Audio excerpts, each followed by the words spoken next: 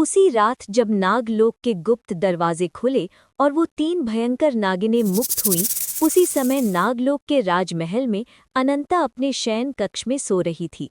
अचानक उसे एक सपना आता है, एक जानी पहचानी आवाज। पहले वो समझ नहीं पाती, पर जब ध्यान से सुनती है तो उसके सामने एक चेहरा उभर आता है। अनंता, ये थी अनंत कुल की राजमाता, सर्वश्रेष्ठ शेष नागिन प्रगति। बेटा, खतरा बाहर आ चुका है, पर मैं इससे ज्यादा नहीं बता सकती। समय चक्रों के खिलाफ जाना ठीक नहीं, पर डरना मत। तेरा प्यार जो तेरा साथ देगा वो लौट रहा है। बस ध्यान रखना अनंता, कहीं वही प्यार मुसीबत ना बन जाए। अनंता हिचकी के साथ उठ जाती है। पसीना, घबराहट और माँ की बातें वो समझने की कोशिश करती है, पर जवाब नहीं मिलता। सुबह होती है। अनंता अपने सिंहासन पर बैठी गहरे विचार में डूबी होती है। अचानक पूरा नागलोक गूंज उठता है, धरती कांपने लगती है और सामने से आ रहे होते हैं अनंता के प्यार, अनंत कुल के नागराज शिवांश। शिवांश इस अनंत कुल के महानागराज, जिनके नाभि में विराजित है दुनिया के सबसे शक्तिशाली नागमणि। अगर अनंता नागरानी रक्षक हैं, तो शिवांश नागराज पालन करता है। शिवांश को देखते ही अनंता खुशी से दौड़ पड़ती है। वो दोनों एक दूसरे को गले लगा लेते हैं। उनके प्रेम को देख पूरा नागलोक फूल वर्षा करता है। वहीं दूसरी ओर अंधकार में बैठी शलाका और 3 महाभयानक नागिनें अपना जाल बुन रही होती हैं। सबसे शक्तिशाली नागमणि नागराज के पास है। हमारे मुक्त होते ही नागलोक का संतुलन बिगड़ चुका है। वो जरूर आएगा, बस किसी तरह उसे कैद करना है और उसकी नागमणि चुरानी है। किसी तरह नहीं शेषा, नाग शास्त्र कहता है अगर कोई इच्छाधारी नाग या नागिन अपने नागराज की पूजा करे तो उसे आना ही पड़ता है। मतलब ये पूजा शलाका करेगी और नागराज को यहीं बुलाया जाएगा। मतलब इस बार शिकार खुद चल कर आएगा। अनंता अपना सपना और माँ प्रगति की चेतावनी शिवांश को बताती है। मुझे कुछ ठीक नहीं लग रहा शिवांश, माँ ने कहा खतरा बाहर आ चुका है। अनंता, तुम चिंता मत करो, ये बस एक सपना था। जब तक हम साथ हैं नागलोक को कुछ नहीं होगा। पर किस्मत अपना खेल शुरू कर चुकी थी और तूफान बिल्कुल करीब था।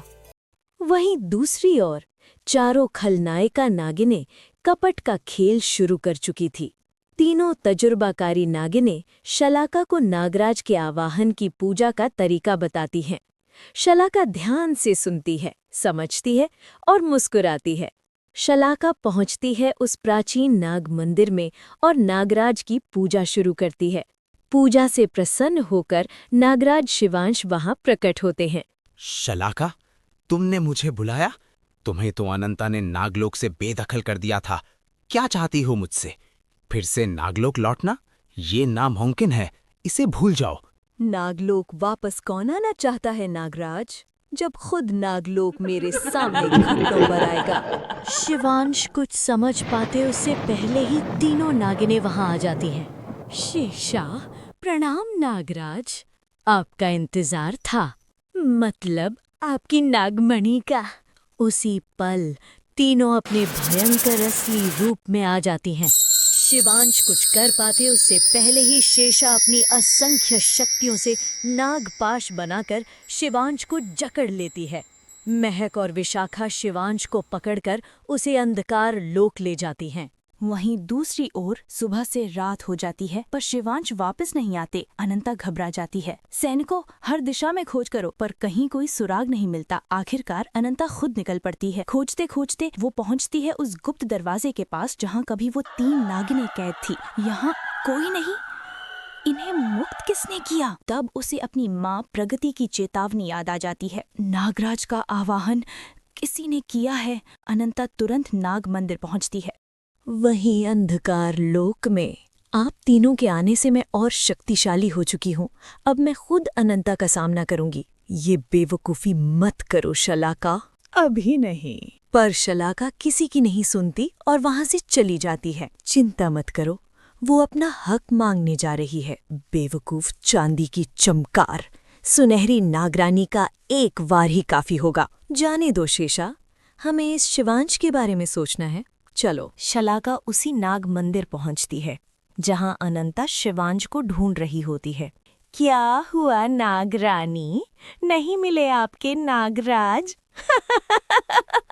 अनंता गुस्से से भर जाती है। उसे समझ आ जाता है नागिने मुक्त करवाने वाली और नागराज को बुलाने वाली यही शलाका है। दोनों का भयंकर युद्ध शुरू हो जाता है। अनंता का पलड़ा भारी पड़ता है पर शलाका भी कांटे की टक्कर देती है। पर महाशक्तिशाली नागलोक की नागरानी के सामने एक साधारण नागिन ज्यादा देर नहीं टिक पाती। अंत में शलाका हार जाती है और निट्लू उसका भाग्य बन जाती है। युद्ध जीत कर भी अनंता थकी हुई और दुखी है। शिवांश, तुम कहाँ हो?